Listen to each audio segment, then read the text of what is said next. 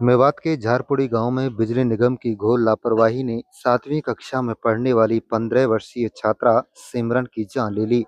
इस दर्दनाक हादसे में जहां परिवार और गांव में मातम है, तो वहीं सिमरन के साथ पढ़ने वाले छात्र छात्राएं भी गमगीन हैं।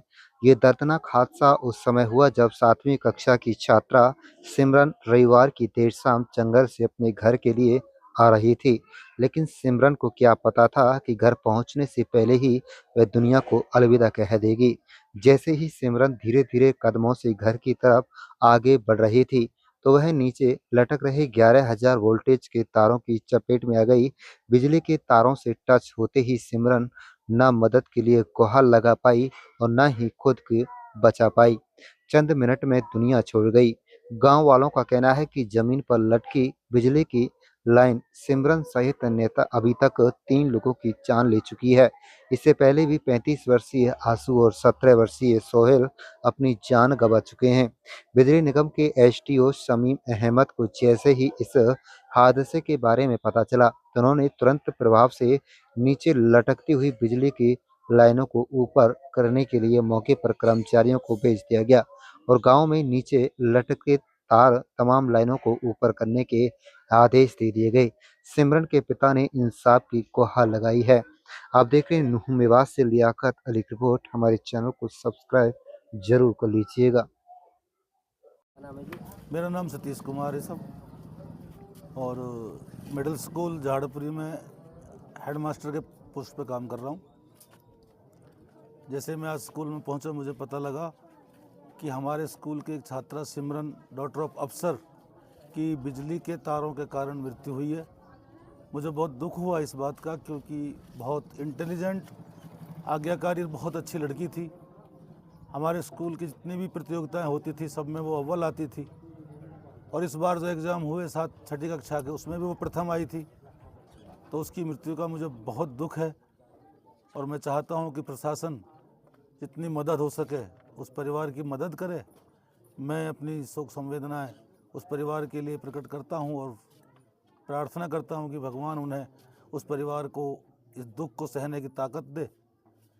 और मुझे और मेरे सारे विद्यालय परिवार को ये बहुत बड़ा नुकसान हुआ है। इतनी अच्छी लड़की का असमय जाना दुखद है।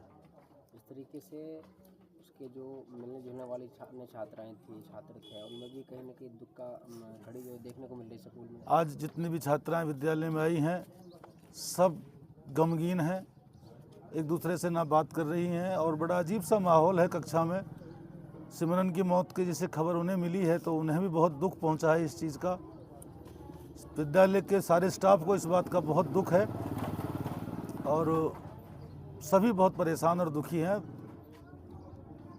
क्या नाम है जी? अफसर है। अफसर जी, गांव कौन सा? झारपुरी। ये जो हादसा हुआ है, जो लड़की बिजली के तारों को चपेट में आने से मौत हुई है, कितनी उम्र है, क्या नाम है, कैसे हादसा हुआ? उम्र तो इसकी 13-14 साल है। ये बकरी ले गई चराने के लिए, वहाँ लाइन बिल्कुल ढीली हुई पड़ी है, और बिजली वालों की लापरवाही की वजह से इसका हादसा हुआ। आपकी लड़की थी? बताया जा रहा है आपसे पहले भी 2 मौत और हो चुकी हैं। हाँ जी, 2 मौत और हो चुकी, तीसरी मौत। लड़के ने मौके पे दम दे दिया था या फिर किस हालत में लेकर आए थे? मौके पे दी। तो अभी क्या चाहते हैं आप, जिस तरीके से जवान लड़की की मौत हुई है? इंसाफ चाहिए।